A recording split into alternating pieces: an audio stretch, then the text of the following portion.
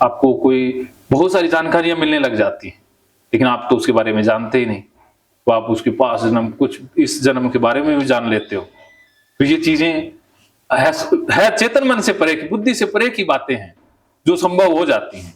तो लेकिन हम आपको, मैं इतना नहीं कह रहा भी आप मानो या आप ना मानो, आप इसके ऊपर खुद प्रयोग करो। आप खुद प्रयोग करके देखो ये चीजें हैं या नहीं। भी मेरे कहने से आप मान लोगे ये भी ठीक नहीं, या आप रद्द कर दो ये भी ठीक नहीं। आप खुद प्रयोग करके देखो निष्पक्ष रूप से। क्योंकि बहुत से, एक महिला थी जो डॉक्टर थी, वो भी कहती है ये तो होता ही नहीं है। उसने जांच पड़ताल शुरू कर दी, प्रयोग करने लग गई। अब प्रयोग करते करते करते वो खुद ही बदल गई। ऐसा होता है कि प्रयोग करते जब रहस्य सामने आएंगे तो फिर वो बदलने पर हमें मजबूर कर देते हैं, होता है ऐसा। तो आप शुरू करो इस चीज को, आप बहुत आगे तक जाओगे क्योंकि आपके पास अच्छा दिमाग है। हाँ, ट्राई करेंगे, सारे ट्राई करके देखेंगे। आप भी ट्राई करोगे। आप तो अभी बहुत, क्या कौन सी पढ़ाई पढ़ रही हो? ग्रेजुएशन में कौन सी कंप्लीट हो गई? अब आगे क्या करना है? अच्छा, ज्योग्राफी करनी है। हाँ, तो ये भी साथ साथ कर सकते हो अगर करना चाहो तो।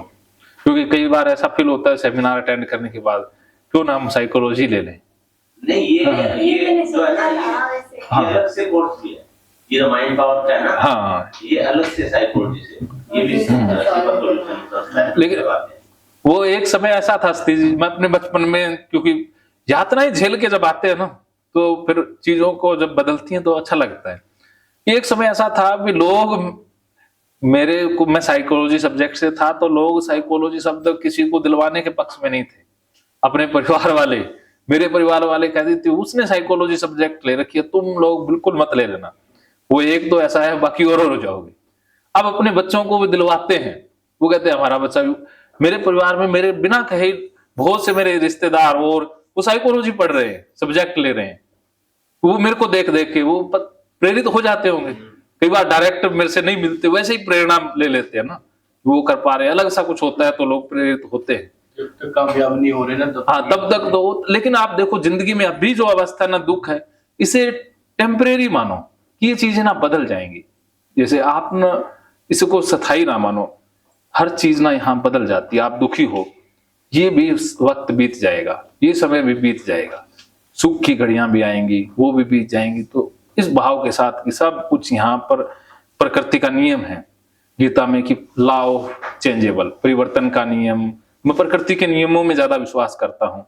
हर चीज बदलती रहती है, कभी भी स्थायी नहीं रहती है। ये पृथ्वी है, ये भी स्थायी नहीं है, ये भी एक दिन गायब हो जाएगी।